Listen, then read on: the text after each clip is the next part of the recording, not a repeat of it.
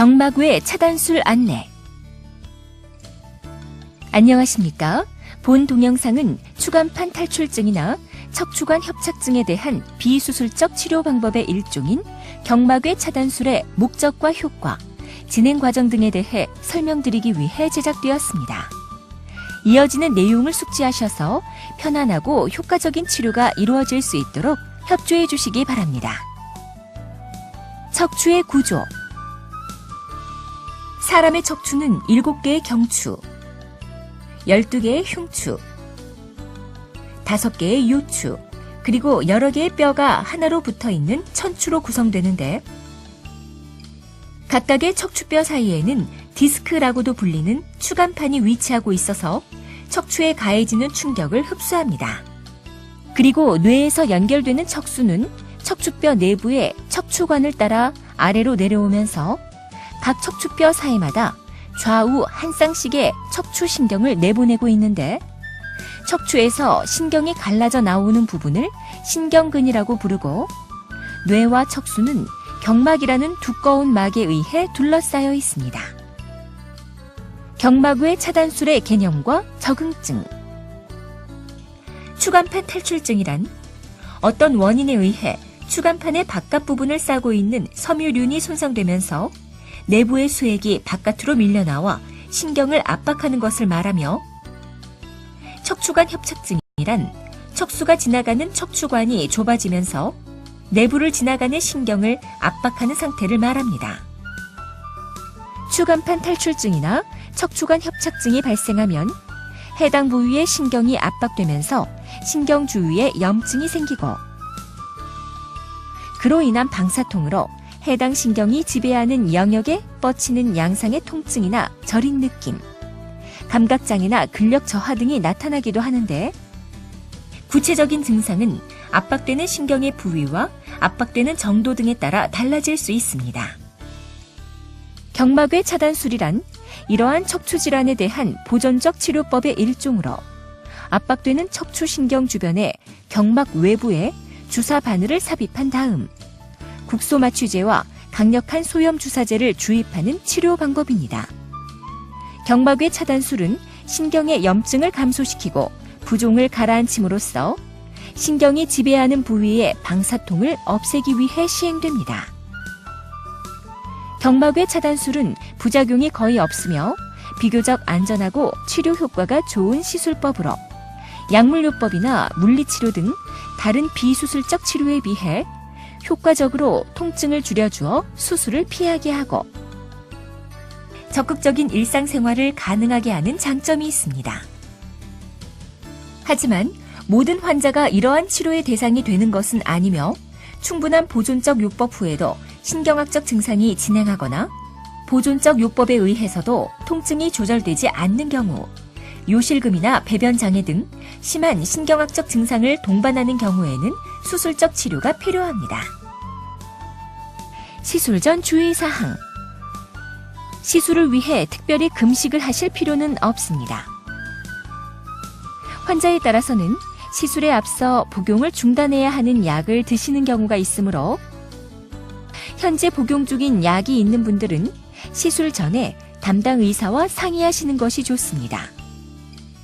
침 시술의 경우 경마괴 차단술을 시행하기 전후 2주 정도는 피하시는 것이 좋습니다.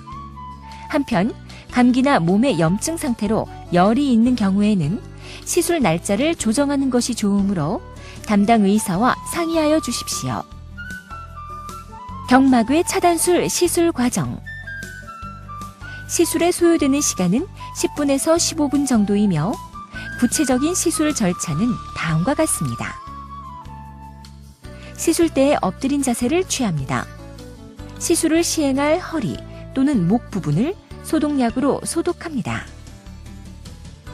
주사 바늘을 압박되는 척추신경 부위에 위치시킨 다음 방사선 투시 영상을 관찰하면서 주사 바늘을 통해 소량의 조영제를 주입, 바늘의 끝부분이 목표하는 신경 주위에 잘 위치했는지를 확인합니다.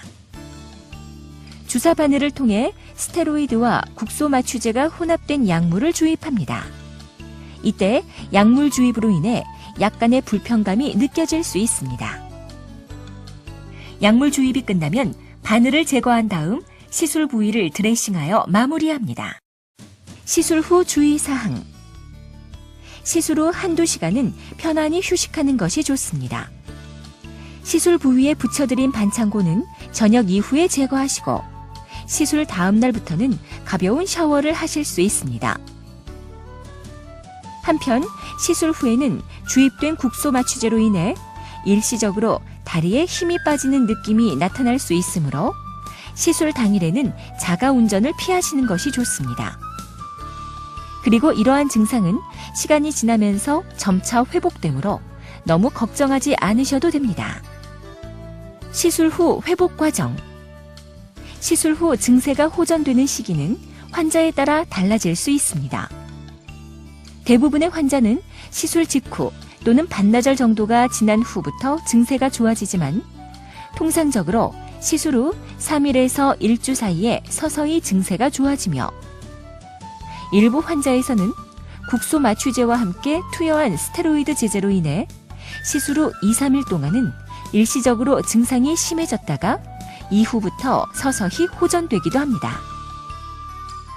시술 후 효과가 지속되는 기간도 개인에 따라 차이가 있는데 평균적으로는 2달에서 3달 정도 주사의 효과가 유지되지만 개인에 따라서 그 이상 또는 그보다 짧게 효과가 유지되는 경우도 있습니다.